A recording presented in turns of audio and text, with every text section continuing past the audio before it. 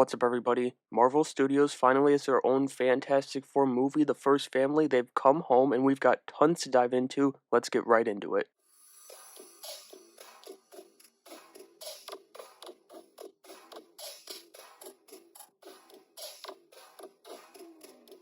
The first half of my review here will be spoiler-free for anybody who hasn't seen the movie yet when you're seeing this video, but then I am going to get into some spoilers for the movie in the back half of the video, but I'll warn you guys before I switch over, so don't worry. Starting with the cast of this one, I thought they did a great job casting the team and giving us that family vibe. Joseph Quinn and Moss-Bachrach shine as the fun uncles in here. I'd even say Joseph Quinn, he was my favorite part of the movie as Johnny Storm, and I just can't wait to see these two taking Franklin and Valeria on intergalactic and interdimensional vacations as the fun uncles. That would be a great holiday special even for Disney Plus too. I'm doing this for free, Feige. But also, Vanessa Kirby is the perfect Susan Storm, so she's right up there too. The Storms, they were incredible in First Steps. She's got that rough, loving edge that you need to be the den mother of these three idiots in the Fantastic Four, and then the mother of one of the most powerful beings to ever exist. Marvel, they continue to knock it out of the park with casting. Even with Pedro, yeah, it's going to take some getting used to, but his read was pretty damn good. He was still the worst of the four, but when everybody's so good in this movie, it's not the worst thing in the world to be the worst of those four, but I was pleasantly surprised with his iteration of the character. So credit where credit's due, he had some perfect Reed Richards moments in this movie with every single member of the team. Then villain-wise, Ralph Ineson shocks absolutely nobody as he comes in with the coolest Galactus voice that I've ever heard. It's my favorite by far. It was truly epic, and the same goes for what they do to Julia Garner's voice for Shalla-Bal, although I thought she truly shined in her facial expressions through all that silver and all the motion capture. She was great in that role as a herald. Finally, at least as far as the cast is concerned, the PWH, Paul Walter Hauser, was doing some of the weirdest shit as Mole Man, but god damn it, it just works. It's kind of perfect too, because they don't go all in with the grotesque look for Mole Man, but his over-the-top performance is so great that it kind of balances the scales in a sense. I'm so glad that he was kept in the movie. I mean, he had an interview this week where he was worried he was cut because of John Malkovich, but they kept Paul in the movie. He was even more important to the plot than I assumed he would be, and it was just so much fun. I'm glad that things panned out with the character. With that being said, I want to jump to the action, and this was solid, but I thought they were kind of oddly spaced out, the fights. It's not something that, ruins your experience while you're watching. At least it didn't for me. It's something that, I just kind of thought about afterwards. They're bunched up into these weird bursts in a couple sections of the movie. And also, but this is more so a positive on them, it's also very Johnny Silver Surfer heavy, which again ends up being amazing. The best part though, and let me know if you notice this too, because it could very well just be my love for Star Wars inserting itself here in Fantastic Four, but everything about the trip to meet Galactus felt like it was ripped out of Star Wars, and I loved it. I'm going to get into that a bit more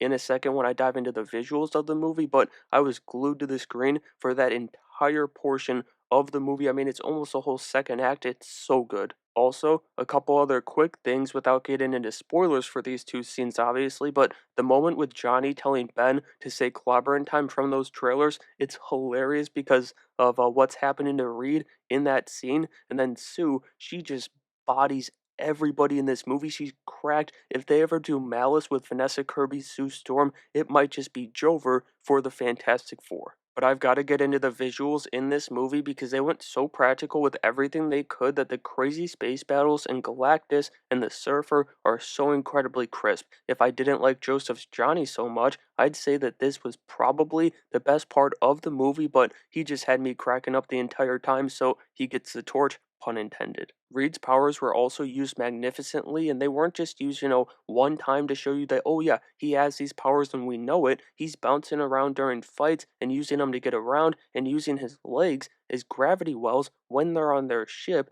They got so creative with his powers. Oh, and of course, he stretched those arms around that chalkboard just like we all knew he was going to be doing when we saw that thing in the trailer. Then I thought the effects on Shalla-Bal, the Silver Surfer, were impeccable throughout this. I don't think she had one single scene scene where she didn't look perfect. Again, that entire space sequence with her chasing the team and taking them to Galactus was just crazy. And there's a portion of it inside Galactus's ship where she's like riding on Johnny's residual flames, I guess. I don't know what to call it. It's almost kind of like lava, and it's just so cool. Which, speaking of cool, and this isn't a spoiler, don't worry, I wouldn't be telling you guys this if they hadn't revealed Franklin in the trailers, but I think it's the movie's got the coolest and weirdest use of Sue's powers as we see Franklin in the womb. I'm honestly just a fan of how they did the invisible design in the movie, and while we're with the team, thing with the beard is awesome, and it's also hilarious because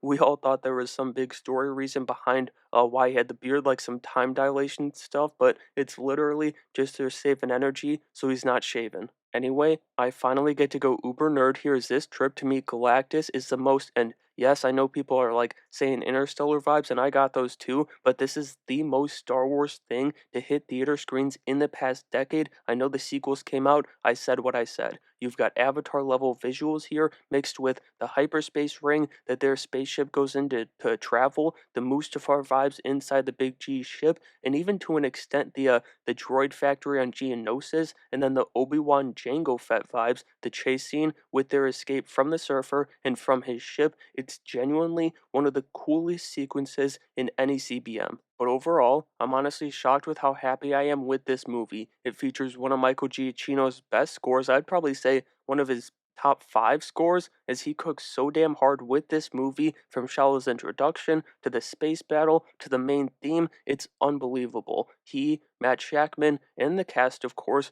brought the first family back to the big screen like they've never been, with the best live action iteration to date. We're not done yet though. Now it's time to jump into the spoiler talk because I want to get into some specific moments from the movie and of course those credit scenes, but well, we'll get to those, but they kind of both end up feeling like nothing burgers even though you know who shows up in one of them, but let's get into this. I'm going to get this started with what might be a hot take, but in a way, this movie kind of felt like those first two Fox movies, the Chris Evans, Jessica Alba Storm ones, just smashed together and done better. You've got the Surfer defeating Galactus, and then Mole Man kind of fills in for Doom and being the villain who has the hots for Susie, and also just down to what Ben's wearing in the movie. Although most of those things are just kind of classic F4 things, it kind of makes you realize that those Fox movies, they're just good execution away from being good Fantastic Four movies. Although in this one, Mole Man, he ends up helping out in the end of the movie, which that was such a great scene with him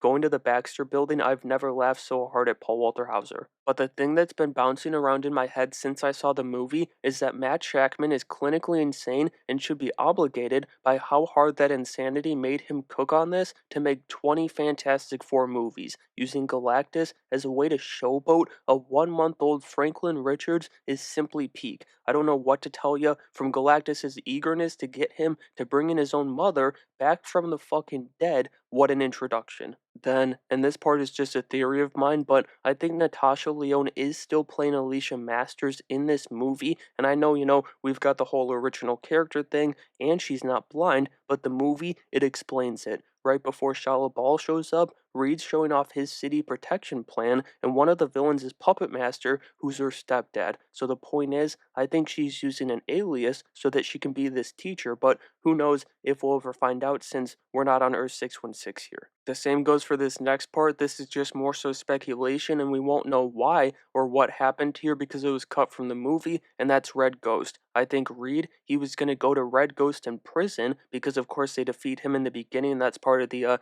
talk show montage that we see, and they ask him for advice about Franklin. Now, I don't think he'd, get specific and say, hey, help me with my son, he's superpowered, but since Ghost created the super apes after the four went up and got their powers, maybe Reed was turning to him for just another test to invent so he can keep testing Sue because she, of course, she's like, Reed, we've run all the tests, and he's like, well, not this one, I invented it 5 minutes ago. Regardless, I'm a massive fan of how the movie wraps things up because I think it was kind of ballsy. From using the baby as bait to killing Sue and bringing her back, it was great on this side, but at the same time, and this didn't necessarily affect how great it was just kind of what it is. Shala's sacrifice, it is very predictable, but again, like I said, it still works. Finally, we've got the two credit scenes and the post-credit scene. It's just a cartoon that, yeah, it's just whatever. It's a fun cartoon to cap the movie, but their big scene that they give us is Doom